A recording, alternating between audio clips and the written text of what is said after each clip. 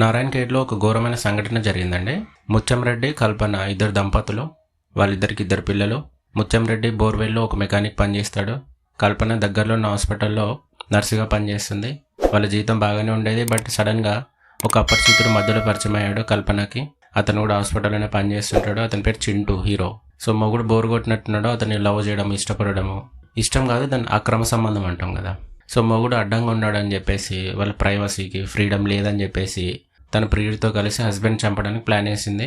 So ఒకరోజు దాబాకి పిలిపించి వాళ్ళ హస్బెండ్కి ఫుల్గా దాపిచ్చి తన ప్రియుడితో ఇష్టం వచ్చినట్టు తన్ని ఘోరంగా కొట్టి చంపేసిందండి. చంపేసిన తర్వాత దగ్గరలో ఉన్న జేసీబీతో తవ్వి అందులో పూడ్చిపెట్టి ఎవరింటికి వాళ్ళు వెళ్ళిపోయారు.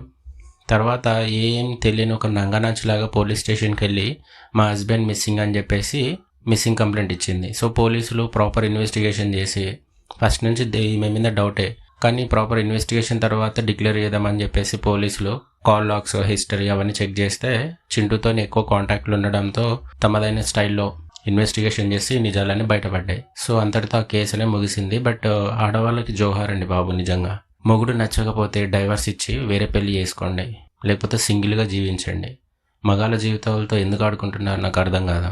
ఇప్పుడు పిల్లల జీవితం నాశనం, తల్లిదండ్రుల జీవితం నాశనం. ఇంత దుఃఖాన్ని మిగిల్చి మీరు ఏం చేస్తారు? పోయి ఇప్పుడు జైల్లో పోయి ఎంజాయ్ చేయండి బాగా. ఓకే, థ్యాంక్ యూ అండి.